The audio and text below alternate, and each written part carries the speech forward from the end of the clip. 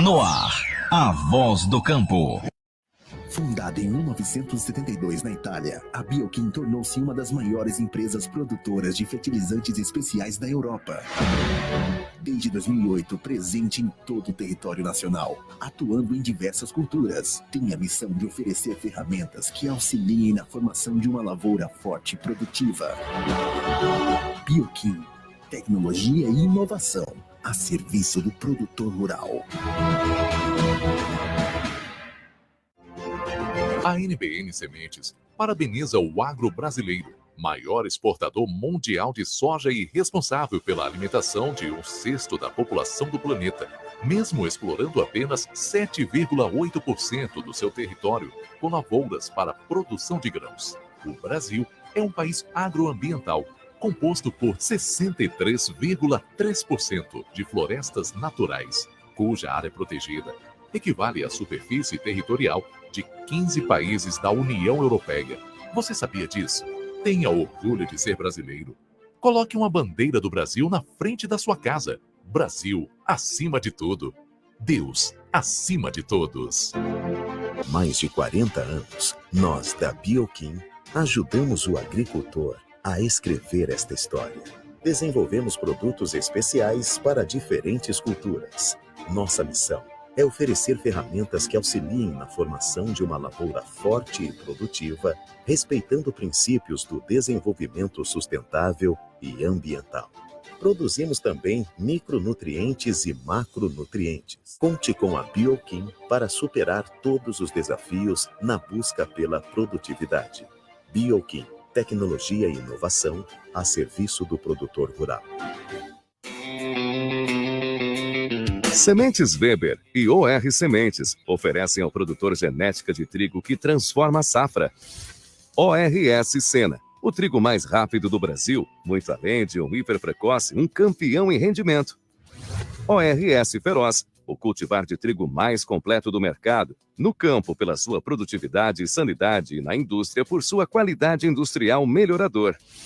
ORS Guardião, uma revolução em arquitetura de planta aliada ao maior PMS do mercado, entregando novos patamares de rendimento para sua lavoura. Lançamentos: ORS Absoluto, absoluto em sanidade, rendimento e qualidade. ORS Confeitaria, o novo trigo biscoito OR Sementes. Sementes Weber e OR Sementes, expertise genética de alta rentabilidade e qualidade. Produtor, conheça a Lumina 300. Um lançamento Jacto para um plantio de qualidade. É uma plantadeira tratorizada autotransportável que oferece economia de insumos com sistema de desligamento linha a linha na semente. Possui linhas mais estreitas para um melhor fluxo de palha. E ainda, sistema exclusivo de pressão na linha de plantio para até 3 vezes mais precisão. Saiba mais sobre a Lumina 300. Acesse jacto.com e fale já com nosso time. Sulboro. Senhor produtor, a falta de boro no solo é o que mais afeta a produtividade e a qualidade na formação dos frutos de diversas culturas. O boro é importante para o crescimento e desenvolvimento das plantas. Fale com nosso representante José Sequete, telefone 559-9964-5193. Sulboro, aumentando a produtividade na sua lavoura.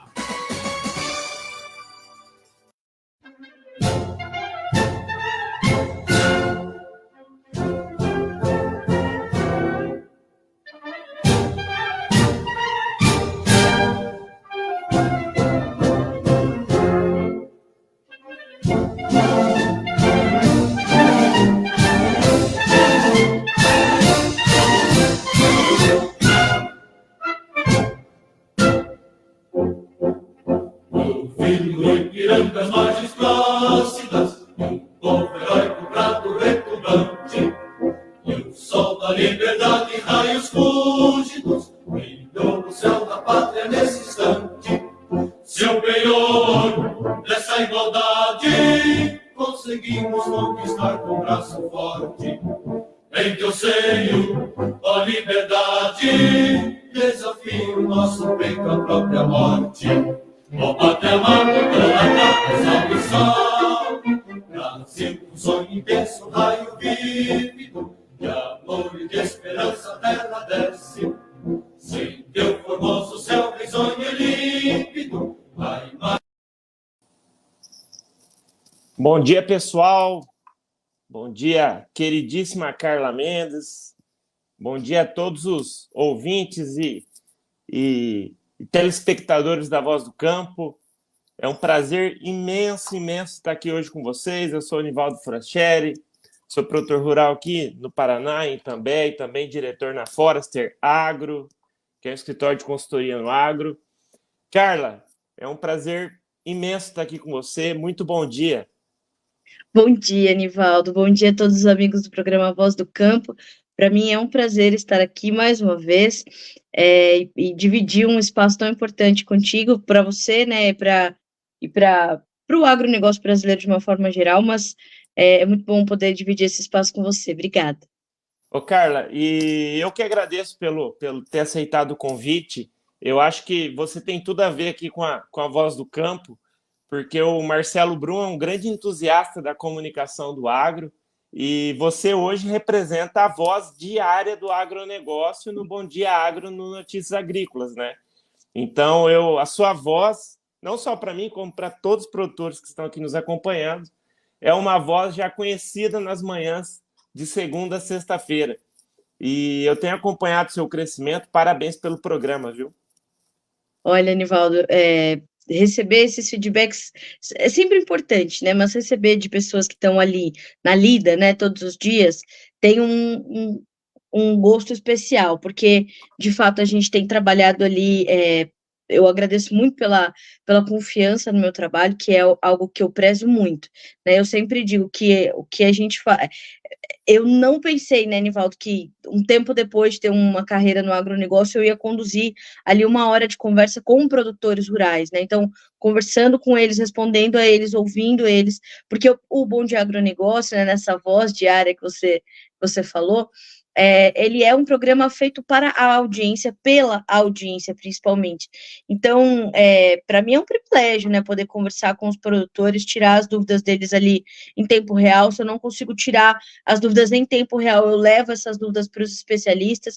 Então, é uma construção, né? É um trabalho de construção, é um trabalho que eu faço com muito carinho. O Bom Dia Agronegócio é um programa que nasceu na pandemia, né? Porque a gente estava em casa e precisava falar ainda com a nossa audiência. E um dia, sem querer não, né? Para poder suprir ali alguma necessidade de informação de um setor que não parou em nenhum momento, né? Nós ficamos exatos 21 dias em casa e só, né, a equipe do Notícias Agrícolas. Então, quando a gente abriu uma live ali no Instagram e a gente viu que teve uma recepção muito forte, que teve uma aceitação muito rápida, a gente falou, bom, a gente tem que trabalhar nisso. E aí a gente foi escalando, né, a gente foi aprimorando até nascer efetivamente o Bom Dia Agronegócio, que eu fico feliz de saber que ele está se tornando uma referência para o setor todos os dias. Bom Dia Agronegócio de segunda a sexta, Voz do Campo no sábado. O produtor para fechar o ciclo, né, amigo? Para fechar o ciclo. E o produtor descansa no domingo, segunda-feira tem mais Bom Dia Agro. Então, Carla, muito obrigado pelo convite. Você sabe que eu sou fã de vocês.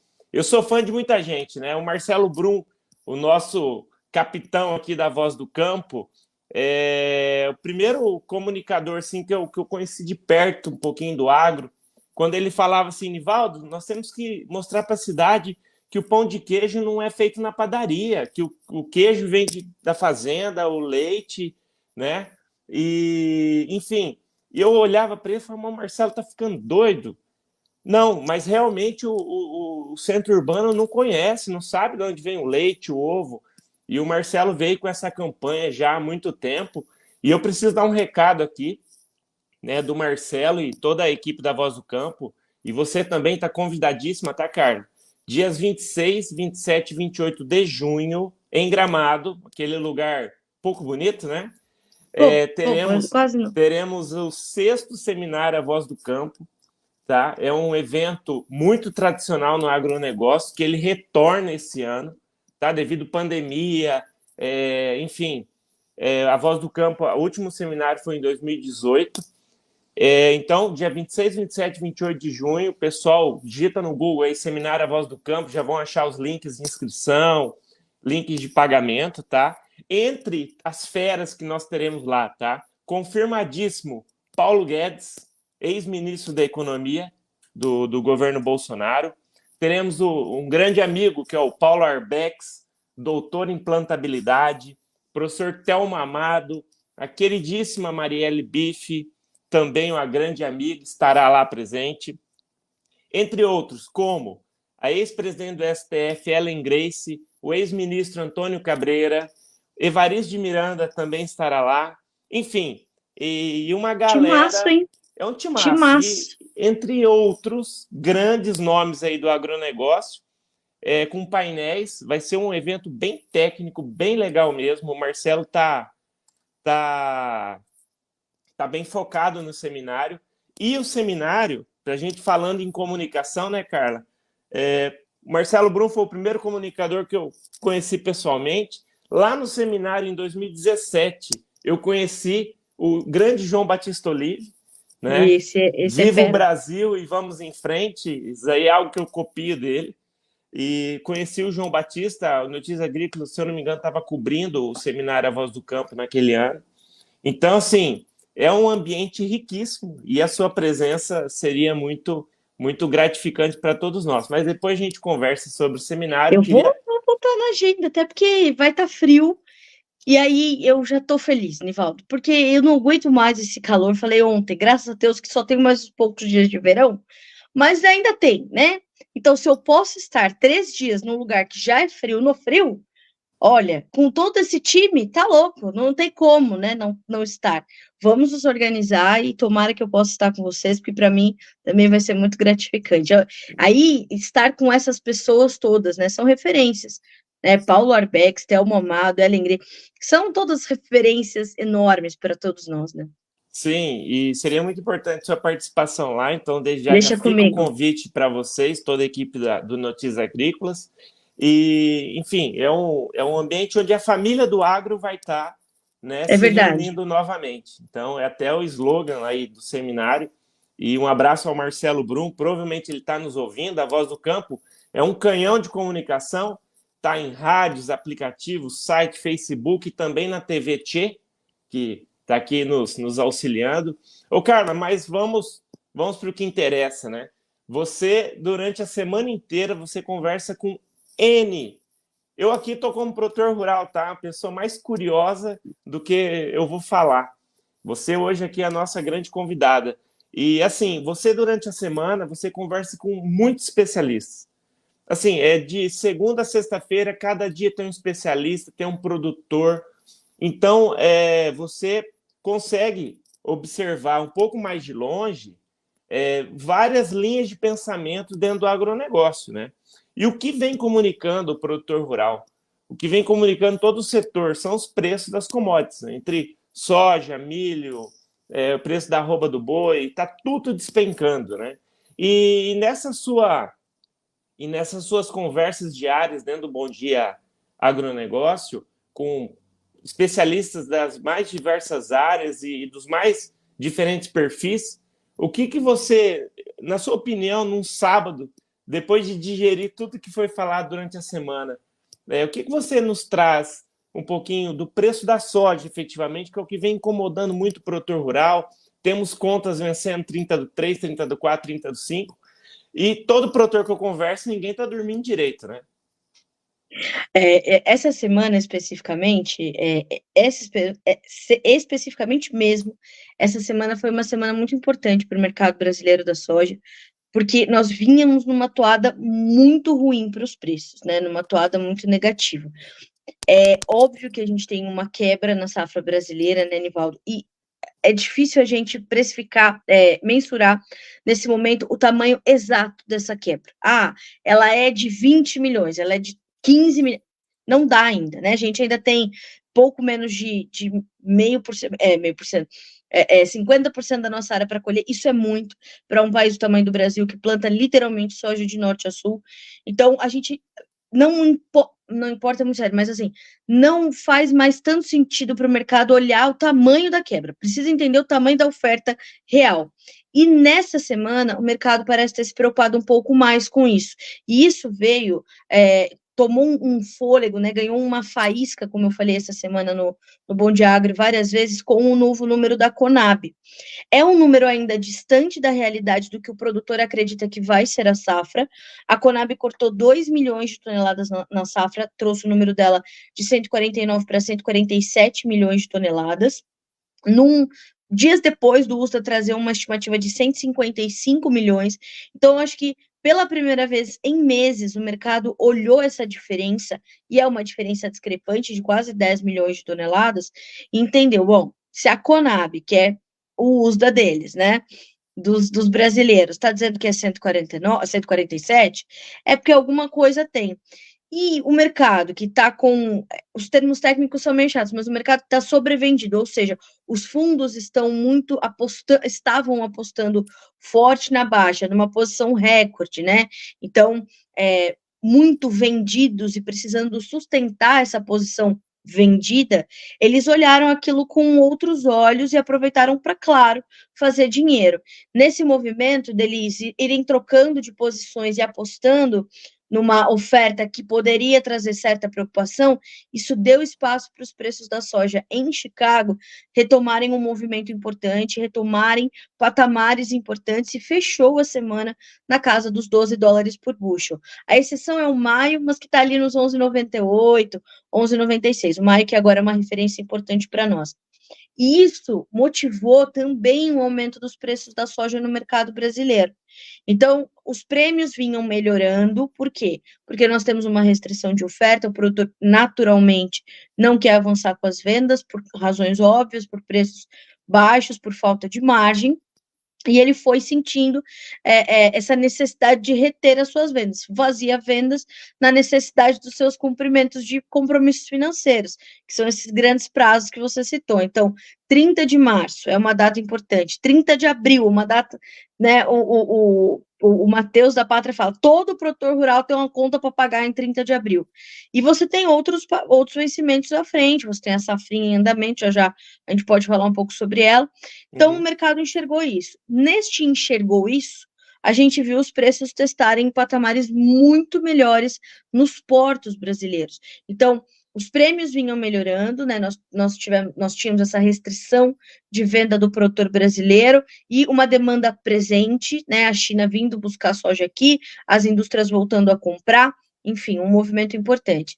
Isso se somou a essa melhora das cotações em Chicago, que retomaram o patamar dos $12 por bushel, e os preços nos portos voltaram a indicar ali referências na casa de 128, 130, 133 reais. O melhor momento da semana para os preços da soja foi quinta-feira, dia 14 de março, quando o contrato julho, o contrato agosto, ali, base Porto, foi testar 133, 133,5.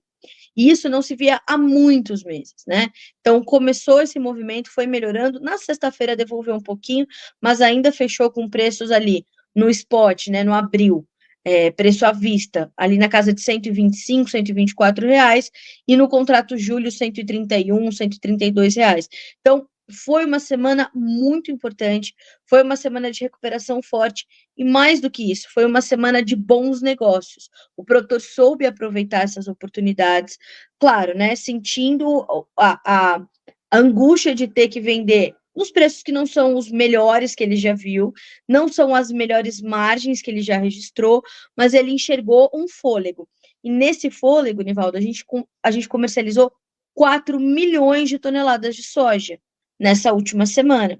Este foi o melhor desempenho para a nossa comercialização em volume de negócios desde meados de junho, julho do ano passado. O produtor estava muito reticente em vender, enxergou esse momento como uma oportunidade e comercializamos, então, 4 milhões de toneladas de soja. 4 milhões. Nesses 4 milhões, 90% disso está focado na exportação.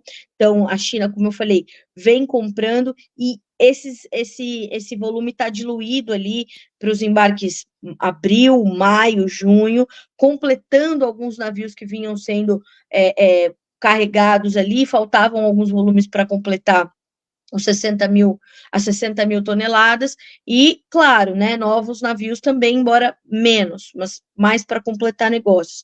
Então, foi uma semana muito importante, e foi uma semana que deu esse espaço para o produtor refazer, pelo menos ali, as suas estratégias, as suas rotas, entender como é que os mercados devem se comportar. Então, foi uma semana de muita informação, e foi uma semana de algumas surpresas, porque o mercado não estava realmente preparado para um corte de 2 milhões de toneladas da Conab promover toda essa movimentação no preço.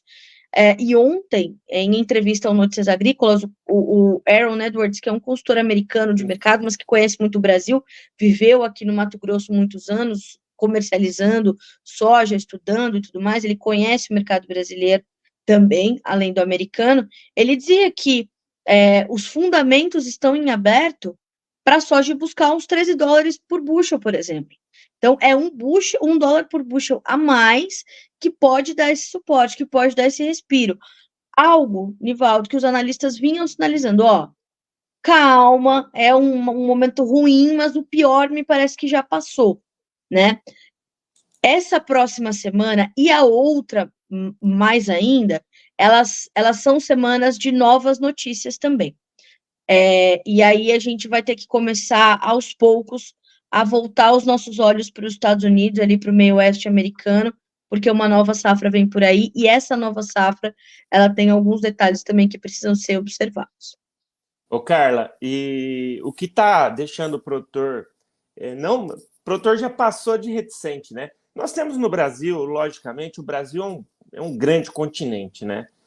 Nós temos várias realidades de produtores pelo país. Então, nós temos, por exemplo, o oeste da Bahia, nos últimos 5, 6 anos, vem muito bem com produção, não tendo problema de produção, uma coisa ou outra pontual.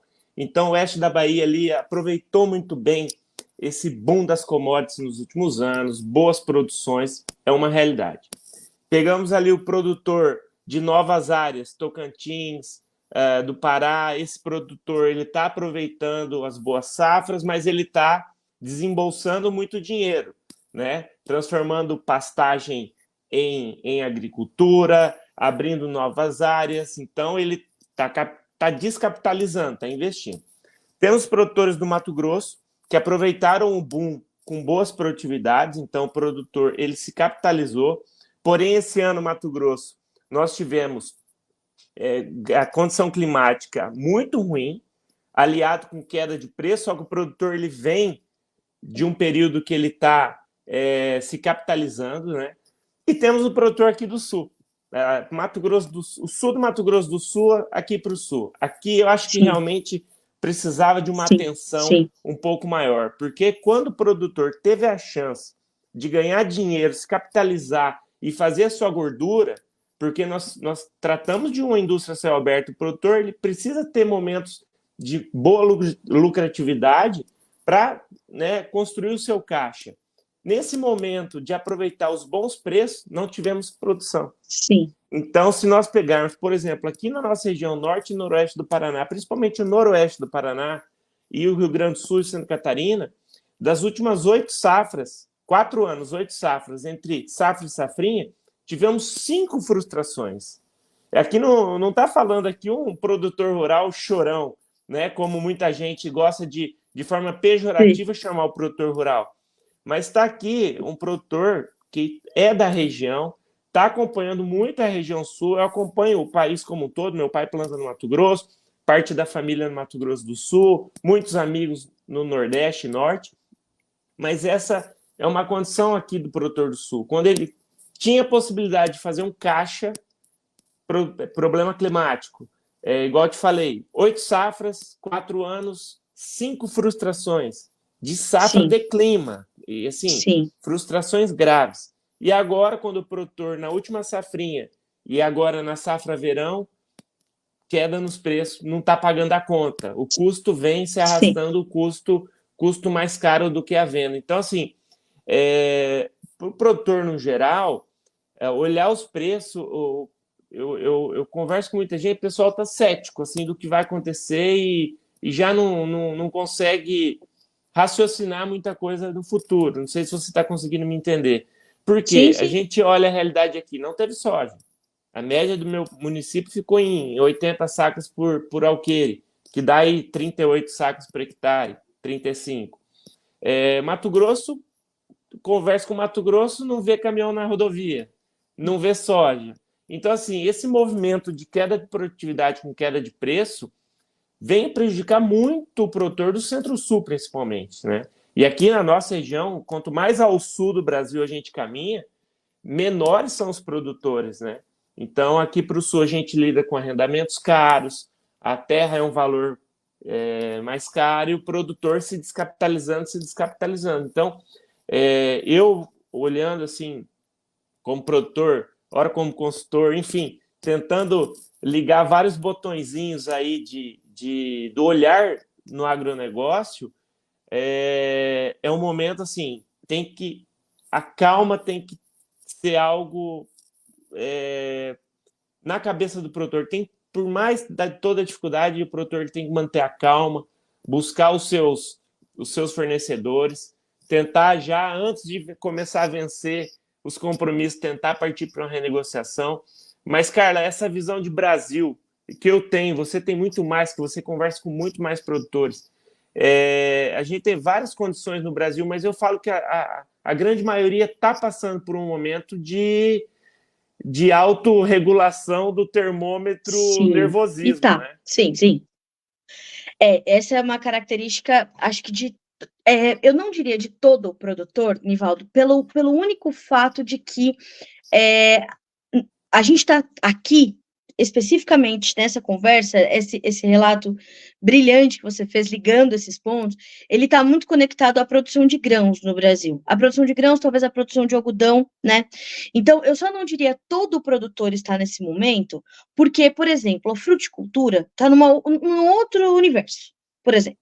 Eu entrevistei essa semana, essa entrevista vai sair no Notícias Agrícolas na segunda-feira, o presidente da Haifa, que é uma empresa israelense de fertirrigação, né? Então, há 2 anos eu entrevisto o presidente global deles, esse ano eu entrevistei o Gustavo Branco, que é o presidente da América do Sul. Então, eles atendem ali, no escritório de São Paulo, eles atendem o Brasil e mais 5 países, a Haifa atende 120 países, e é uma empresa, Nivaldo, que ela tem um diferencial que é bom ou ruim, é uma característica. A Haifa não dá crédito aos produtores. E o presidente fala isso na entrevista. Vocês vão ver que amanhã, domingo ou segunda, ele fala: a gente poderia atender a outros setores e dar crédito, mas a Haifa, por política, opta não dar. E aí a gente vai tratar com outros setores, e esses outros setores estão num outro momento, né? Como as frutas, por exemplo.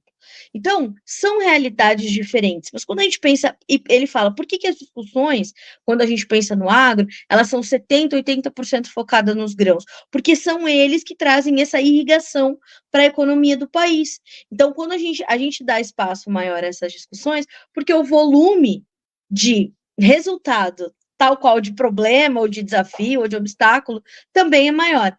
E para o setor de grãos, existe realmente essa autorregulação, essa preocupação em entender o que vem.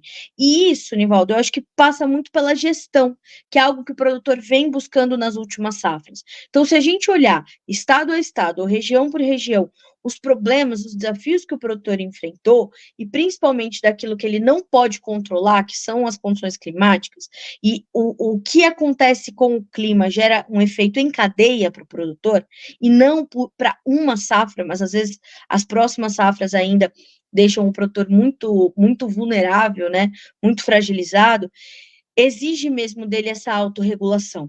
Então, eu acho que a gente vê esse movimento, sim, acontecendo de uma forma muito ampla, e eu acho que passa por essa necessidade de autorregulação, uma falta de clareza do governo sobre as medidas que virão de apoio ao produtor, né?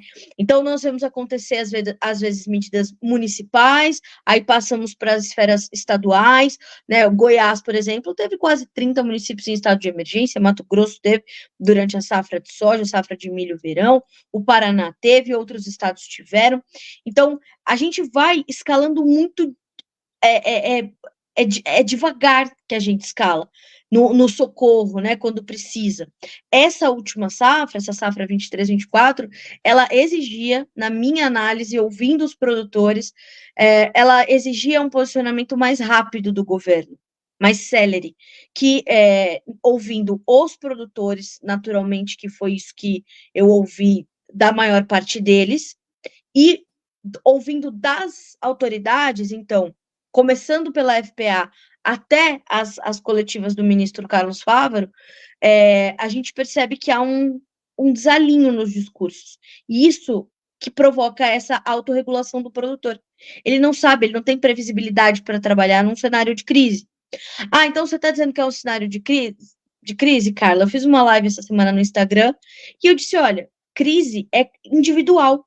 Se você está num momento onde você não consegue achar uma solução, se você está analisando a cena e você não acha uma saída, você está em crise. E tem produtores no Brasil nesse momento vivendo essa situação sem achar uma solução. Então ele está em crise, não tem como. Ah, o setor está em crise? Talvez não. Por quê? Porque a gente tem esses outros quadros. Então, eu falei da fruticultura, mas especificamente a laranja. A laranja está no momento, a laranja do Brasil, né? O suco de laranja do Brasil. Então, são setores que ajudam a mitigar os impactos dos setores que estão sofrendo, como os grãos, por exemplo, como o algodão, por exemplo.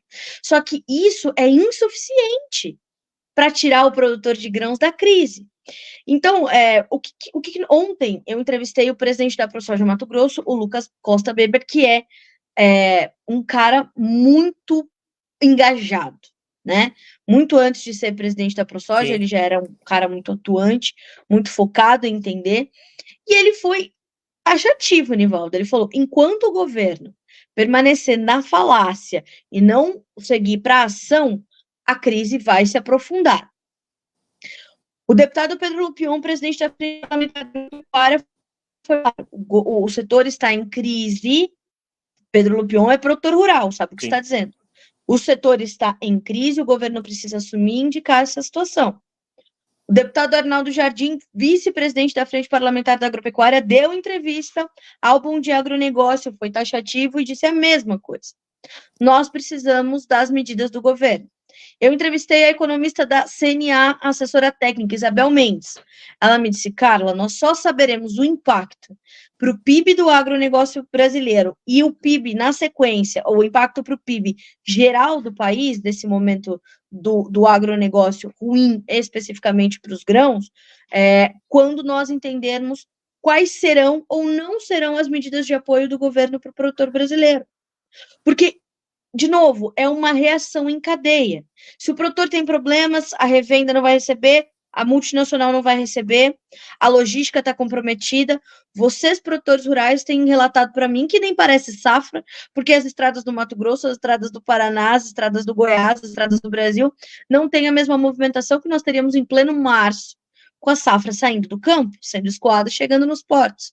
Não tem fila nas balanças, não tem fila nas cooperativas, não tem fila para entregar, não tem fila nos... Não tem fila. O Brasil é o país da fila no tempo da safra. Sim. Onde é que está essa soja? Onde é que está esse milho? Um pouco a gente perdeu, outro pouco o produtor está segurando para ver se ele tem uma margem melhor. Então, perceba como é uma realidade comum na intensidade de cada local. Até porque nós temos, por exemplo, para soja e para milho, nós temos estados onde você tem plantas processadoras de soja, usinas de etanol de milho brotando no Brasil, que é ótimo, né? Essa semana nós aprovamos a PL dos combustíveis do futuro na Câmara dos Deputados, isso é mais demanda por milho, mais demanda por soja. A gente está fazendo etanol de trigo, a gente está vendo a Embrapa desenvolver variedade de triticale para fazer combustível, tem etanol de sorgo, né? E toda hora surge uma coisa nova, o que é ótimo. Essa o Brasil na vanguarda das transformações, e inclusive da transição energética. É mais demanda por grãos e cereais, isso é ótimo. Mas tudo precisa, Nivaldo, ter uma estratégia, um planejamento para acontecer. Eu vejo esse planejamento acontecer no Brasil. Agora, qual é a maior dificuldade de todas, na minha opinião? É a mudança da regra do jogo no meio do jogo. E o presidente da Raifa fez uma analogia que para mim foi brilhante. Ele falou: ser produtor rural no Brasil é você estar jogando uma partida de basquete, quando você está com a bola na mão, de frente para a tabela, para fazer uma cesta de 3 pontos, apita o juiz e diz: opa, pênalti, está com a mão na bola, isso aqui é futebol. Ah, mas pera um pouquinho. E o produtor brasileiro vive essa situação. Sabe essa regra do jogo que muda no meio do jogo? Sei. Então, assim, ó, a gente tá no meio do jogo. Cadê a regra para o crédito? Cadê a medida do produtor? Cadê a do governo? Cadê o alinhamento do discurso do ministro Fávaro com o entendimento da Frente Parlamentar Agropecuária? Ele precisa ser ouvido. A ANIA está fazendo ali as suas de levantamento de dados agrícolas safra 24. Como é que ele está pensando no plano safra 24 e 25 sem atender às deficiências que no safra 23 e 24? Essa semana o governo disse: vamos ter medidas para aumentar a produção de alimentos e segurar um pouco essa alta nos preços. Mas pera um pouquinho, senhores. Como? Como que nós vamos aumentar se a gente está com o produtor descapitalizado? Né? Então, essa falta de clareza, Nivaldo, ela provoca momentos como os que vocês, produtores, estão vivendo, né? E o meu papel qual é? Ouvir os especialistas para tentar levar para vocês algumas estratégias. Mas quem mais traz as estratégias assertivas, claro que são os produtores. Mas a realidade do Nivaldo não é a realidade do Lucas Costa Weber, que não é a realidade do Marcos da Rosa, lá em Canarana, do seu Ildefonso Alzec, lá em Doutor Camargo, no Paraná, do Valdir Fries, meu grande amigo que está aqui no chat. Então, assim, as realidades hoje, elas são muito, muito distintas, as gestões engessadas, elas não servem mais para todos os produtores. O Brasil é um país diverso, o Brasil é um país diverso em todas as esferas, e isso exige, portanto, que as autoridades respeitem essa diversidade e atendam com urgência às necessidades que são peculiares de cada região, de cada perfil de produtor.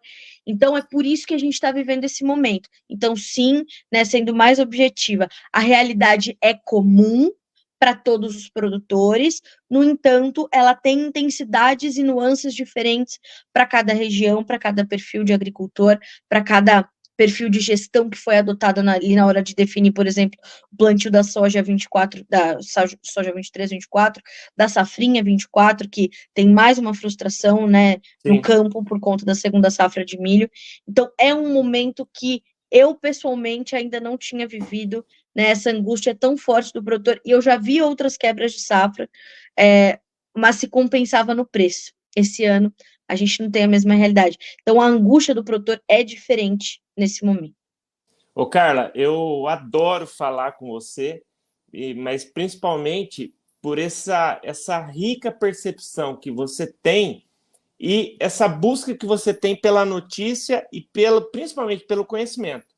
Então, o que você explanou para nós, eu estou recebendo uma enxurrada de mensagem aqui no WhatsApp, que o produtor, com base em tudo que você nos trouxe, e fantástico, acho que o que você traz, esse olhar muito mais regionalizado que o Ministério da Agricultura e o governo deveria ter, não vai ter, tá? Enquanto a gente escuta o presidente dizendo que o agronegócio precisa ter um salto de qualidade, então produtor, não vamos esperar nada vindo do governo federal. A gente tem que olhar para dentro de casa, refazer a nossa gestão, porque se tem crise, teve falhas, seja falha do clima, ou seja falha interna do produtor. Então, é o momento de olhar para dentro de casa, fechar, tentar tapar os ralos da onde está escorrendo um pouco do seu dinheiro, do seu financeiro, aonde dá para segurar, vamos segurar, e olhar para dentro e, assim, o que eu posso mudar? Eu não posso, né? É aquele velho mantra, né? Eu não posso esperar resultados diferentes fazendo a mesma coisa. Então, produtor, não vamos esperar nada vindo de ministério, governo, cada um na sua região, cada um na sua realidade. Vamos olhar para dentro de casa, né? Aquele produtor que está enfrentando o maior problema de endividamento, busque o seu parceiro comercial, busque o seu parceiro de crédito, seu banco. Vamos tentar alinhar as renegociações antes do vencimento, que é muito mais fácil renegociar antes do vencimento.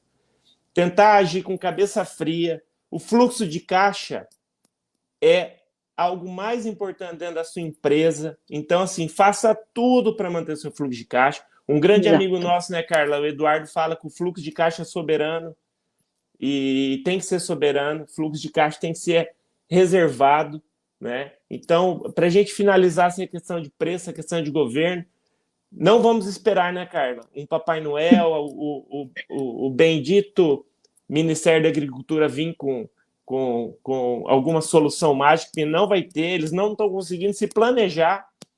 Quem dirá eles atender uma solicitação do setor e atender uma solicitação do setor de forma regionalizada. Então, acho que não adianta esperar. Temos que nós mesmos olhar para a nossa gestão interna e, como diz o João Batista, seguir em frente, né?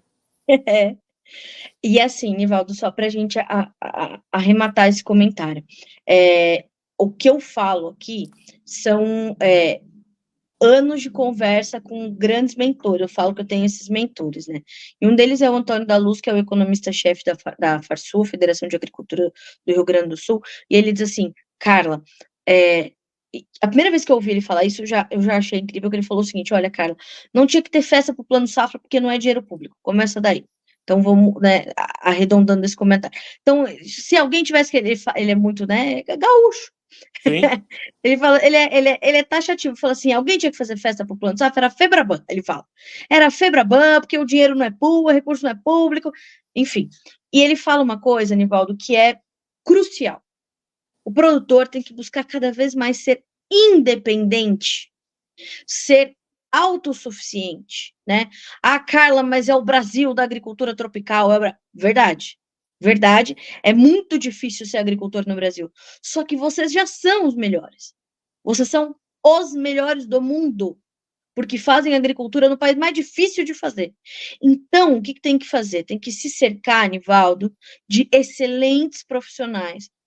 Porque se vocês investem num bom agrônomo, um bom técnico agrícola para te fazer uma bela de uma safra, né, que mesmo com um clima torto ainda te traz 40 sacas de soja por hectare, né, é investir em bons profissionais de gestão, saber cada centavo que se gasta dentro da propriedade e saber qual é a tua margem, com soja, com milho, com algodão, com soro, com trigo, com triticale, com boi, não importa, mas é fazer uma gestão que vai ser afinada a cada etapa do negócio, porque desse jeito, Nivaldo, não dá. Vai ter ano mais difícil, vai ter ano mais fácil, vai ter ano, né, de vacas gordas, vacas magras, isso parte do planejamento, da previsibilidade. Então, olhar para isso é determinante. E isso que você falou, esse vamos em frente do João, está pautado nisso. Precisa ter um enraizamento, e vem da gestão, vem da previsibilidade. Isso tem que estar no norte do produtor. E aí, a autossuficiência, a independência no crédito e tudo mais, ela vem, inevitavelmente. Ajusta e vamos em frente, né, cara? É isso. Você tocou no ponto do clima, né? Entrevista boa e conversa boa passa rápido, né? Eu sou um dos que pedem para o Marcelo a volta do programa em 2 horas, porque já estamos aqui com 43 minutos. Ô, Carla, você tocou num ponto, a gente, né? Clima primeira safra, clima segunda safra de milho.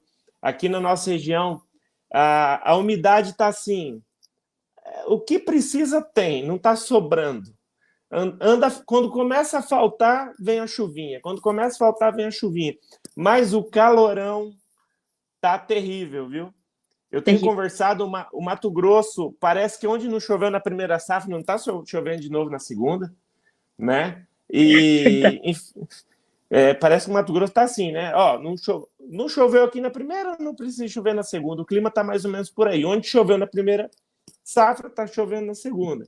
E aqui no sul, na nossa região principalmente. O plantio do milho atrasou um pouquinho porque faltou chuva, né? O pessoal colheu soja muito rápido, porque a produção foi ruim e o clima ajudou, o clima muito seco.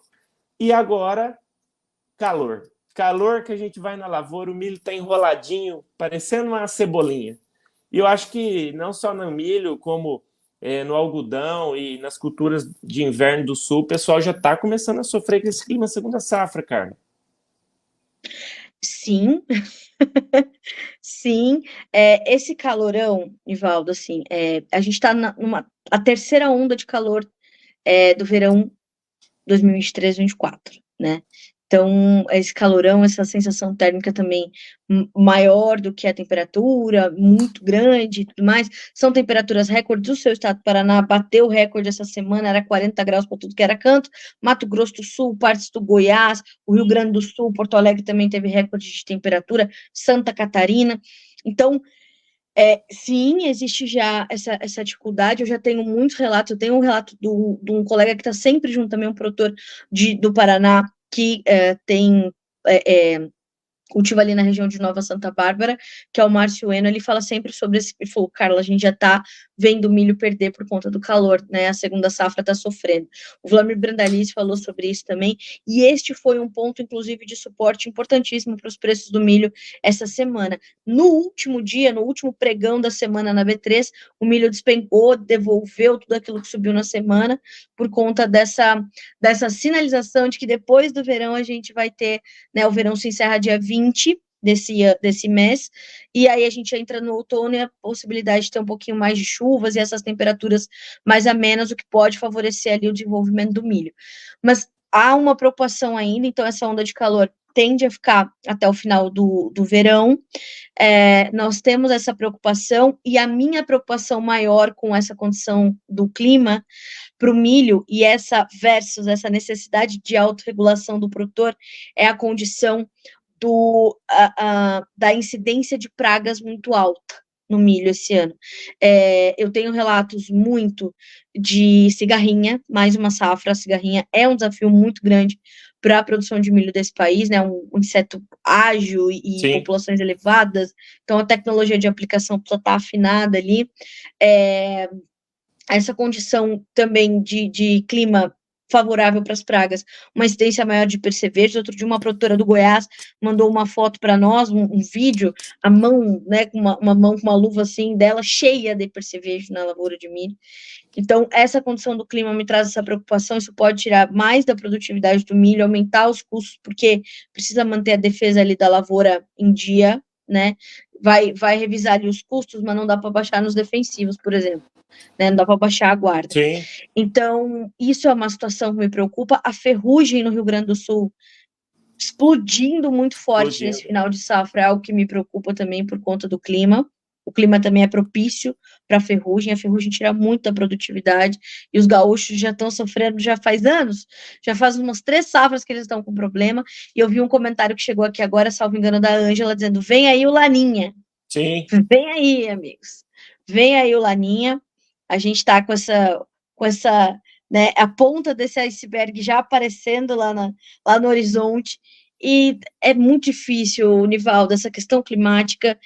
É só para quem está com os exames de coração em dia, meu filho, porque, olha, tá louco? Ô, Carla, eu recebi mensagem aqui, o Marcelo Brum, um grande abraço, Marcelo. Um produtor enviou para ele: Marcelo, na metade sul do Rio Grande do Sul tivemos veranico forte, temos quebra de safra também.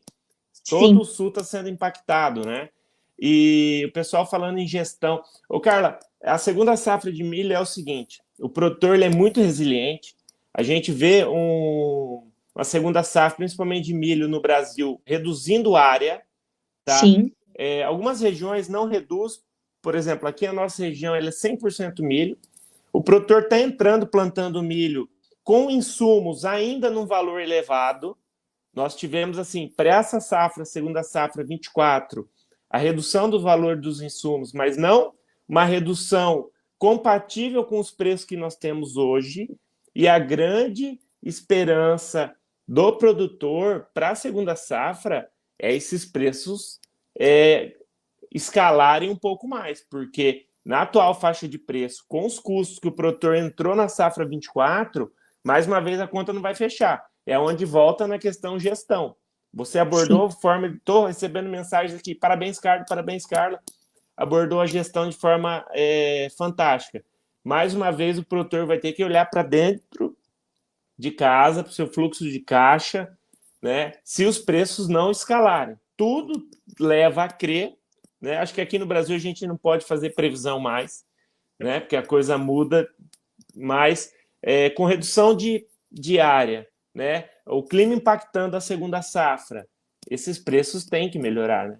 Assim, o produtor está plantando, o produtor sempre esperançoso para a próxima safra, né? O produtor entrou na segunda safra esperando melhores preços.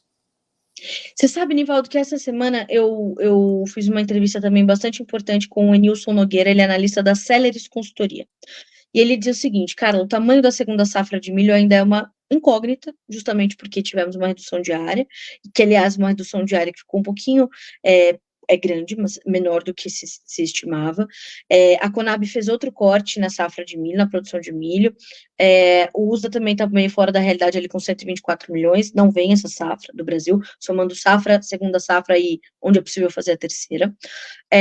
Mas o Enilson traz um outro pilar importante para preços, que ele diz o seguinte, Carla, o tamanho da segunda safra ainda é uma incógnita, no entanto, a demanda para esta segunda safra já está posta. Ela já se apresenta. E isso tem motivado, então, esse avanço dos preços do milho na B3. Ele chega mais lentamente para o mercado físico, porque nós temos a colheita da safra de milho de verão em andamento, então tem oferta chegando, e no mercado de balcão, o que sai é milho verão. Então, a gente tem preço que pontualmente melhora, mas não é nada. Agora, na B3, a gente viu o mercado recuperar o patamar de R$60 por saco, superar esse patamar, e apesar dessas quedas que registrou na sexta-feira, que eu falei que foram de até quase 3,8%, nós temos esses preços ainda acima dos R$60. Então, assim, dizer se os preços vão continuar melhorando, ainda é cedo para a gente entender por quê. Vamos ter que entender o tamanho dessa safra, que é menor, é uma oferta menor, e entender o comportamento da demanda. As nossas exportações, elas tendem a ser menores do que as do ano passado, que foram recorde, mas porque nós tivemos uma safrinha fora da curva, excelente, tinha milho para exportar, era barbaridade, e fizemos esse bom trabalho, nos consolidamos como os maiores exportadores mundiais de milho, o que é ótimo, e nos mantém nesse patamar, só que nós vamos ter que cuidar, porque nós temos, então, menos milho para exportar, e isso, nos portos, a gente vê uma certa estabilidade dos preços, estão variando ali de R$55 a R$57 por saca, e não é a melhor margem também que o produtor de milho já teve, Sim. Sabemos, e as exportações podem ser um pouquinho menores por conta dessa menor produção. A demanda interna, nós temos visto as indústrias de ração voltarem a atuar no mercado, principalmente a indústria de ração, e a gente tem essa demanda extra do etanol de milho, né? As usinas de etanol de milho se fortalecendo no Brasil, demandando mais, a demanda pelo combustível também aumentando, então nós temos essa possibilidade de ter um ano de preços ao menos sustentados, né? Então, quando a gente entende que a gente tem uma oferta menor, né, e ao mesmo tempo em que uma demanda já está se apresentando por esta oferta, a gente tem sinalizações importantes para o preço. Então, os analistas acreditam em anos, pelo menos, de preços sustentados para o milho, algo que me traz também um certo alívio, porque a gente tinha a possibilidade de ter, de novo, um momento de derrocada nos preços do milho. Não me parece que vai ser o que neste momento, o cenário apresenta. Tudo pode mudar? Tudo pode mudar. Atenção e vamos cuidar. A nossa competitividade, por conta dessa menor oferta, então a gente vai concorrer com milho americano, com milho da Ucrânia, né? A China continua importando bastante milho, vai realmente fazer isso, vai importar, então é cuidar e entender como serão essas próximas safras. Porque nesse momento, né, Nivaldo, a gente começa a olhar para o hemisfério norte. Lá Sim. uma nova história começa a ser contada. Então, quando eles chegam já, né, na primavera, tá para começar lá para eles também, quando começa para nós o outono, uma nova história, uma nova safra começa a se desenhar. E aí é olhar clima, olhar área, olhar uma Ucrânia ainda em guerra, que é o nosso principal concorrente no milho, e saber como é que essas safras do hemisfério norte vêm aí nessa próxima temporada. Show de bola, Carla. Então, mais uma vez, o produtor, ele não pode ficar esperando um futuro, né, que é incerto. Não. Olhar para dentro de casa, continuar fazendo seu trabalho de casa da gestão, que gestão nunca foi uma palavra tão dita pelos produtores, olhar para a sua gestão, fechar as torneirinhas desnecessárias, né? Continuar investindo no teu principal expertise, que é a produção, porque o produtor produzindo, ele consegue fazer o seu fluxo de caixa andar, cobrir suas despesas e fazer a grande locomotiva andar. E, enfim, eu acho que de tudo isso que a gente conversou até agora, né? Soja, milho, a gente tem um futuro, um horizonte mais promissor. Esquece o governo, esquece o Ministério da Agricultura, vamos fazer o trabalho de casa e o trabalho interno, cada um na sua gestão, que eu acho que é o melhor que o produtor deve se concentrar agora, né? E Carla, só complementar, nós temos um boom do etanol de milho, né? Aqui na nossa região, a Coama aprovou a construção da usina de etanol de milho dela, né? Um investimento de 1,6 bilhão de reais. Então, é o agronegócio que dá saltos de qualidade desde os anos 70, cada vez com mais qualidade, né? Só para a gente fechar. Essa foi a pérola da semana, hein, meu amigo? Essa foi a pérola da semana. Exato. Eu sempre, a gente tem que entrar no assunto Bayer, eu quero ouvir de você, né? O produtor tá... O que vai acontecer comigo? Vou receber um Pix, né? O produtor está esperando. Mas a sua orientação e a sua informação é riquíssima aqui para nós sobre a Bayer.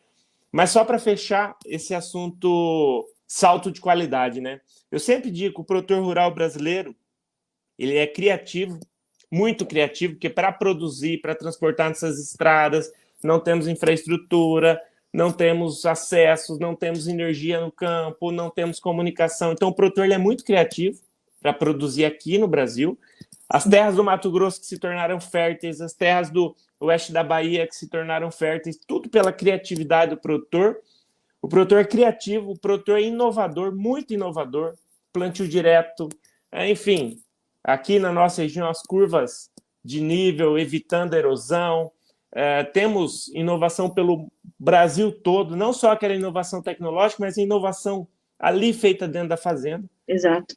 O produtor é criativo, inovador e muito sustentável, né? O produtor brasileiro, ele, a nível de mundo, mais sustentável que nós, não existe. Então, assim, salto de qualidade, para quem falou, vem conhecer um pouquinho melhor o agronegócio brasileiro, né, Carla? É diário, hein, amigo? É diário o salto de qualidade. É diário. Só que tem que olhar para a gente, né, Nivaldo? Isso. Se ele não olhar, ele não vai enxergar mesmo. Então, como ele se recusa a olhar para o setor, ele não vai enxergar. Tem como. Eu não sei o que está acontecendo nesse momento na Rússia se eu não ligar a televisão, amigo. Sim. Então, se eu não olhar, eu não vou saber. Aí eu quero falar qualquer bobagem, eu falo. E aí não pode, né? Porque aí eu sou presidente do país. Sim.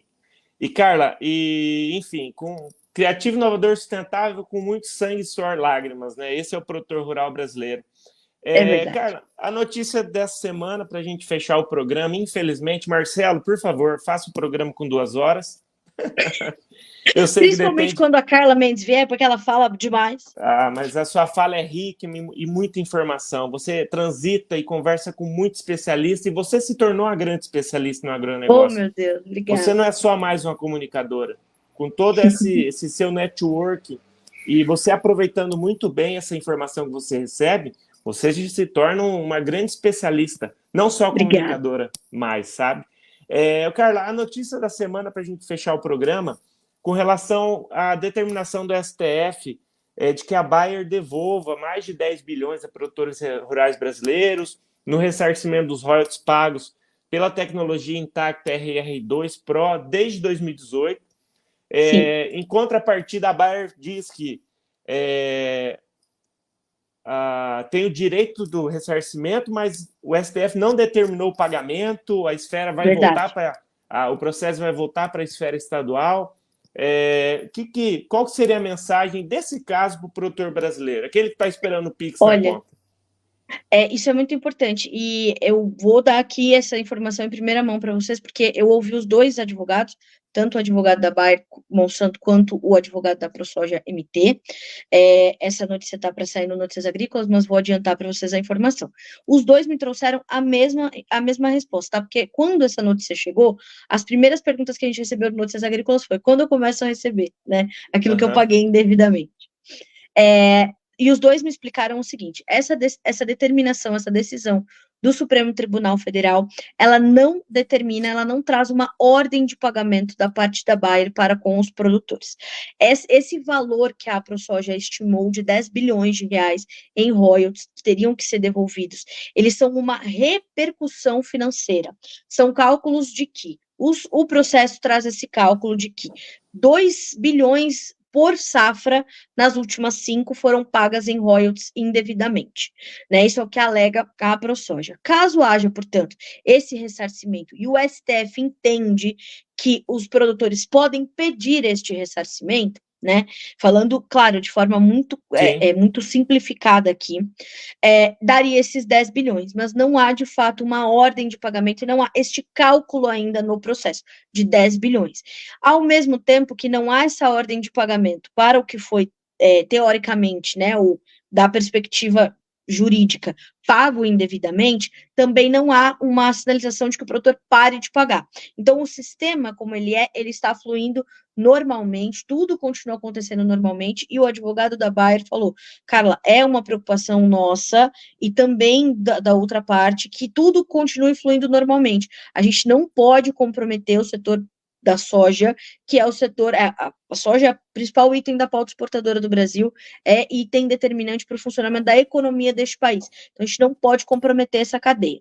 Então, o que acontece? Agora, essa decisão do Supremo Tribunal Federal, ela permite que o processo volte a ser julgado no TJMT, ou seja, no Tribunal de Justiça de Mato Grosso. Então, vai tudo continuar, volta-se para a primeira instância, e esse processo vai continuar correndo. O primeiro julgamento, não vou me lembrar agora o nome técnico, mas é um julgamento para que as partes decidam como este julgamento vai correr. Então, quais provas, os laudos, testemunhas, enfim, tudo aquilo. Ou se trabalhará só com o que já está disposto, né? Então, não há uma ordem de pagamento desses 10 bilhões, palavras do presidente do advogado da ProSoja MT, Dr. Sidney, e palavras do Dr. Luiz Henrique, que é o advogado da Bayer, também dizendo a mesma situação. Olha, Carla, a gente não tem esse cálculo, né? Não existe isso. Que volta agora acontecer ali nas mãos do juiz do Tribunal de Justiça de Mato Grosso. Então, Nivaldo, o que eu imagino, tá? Que isso ainda muitos anos vai correr.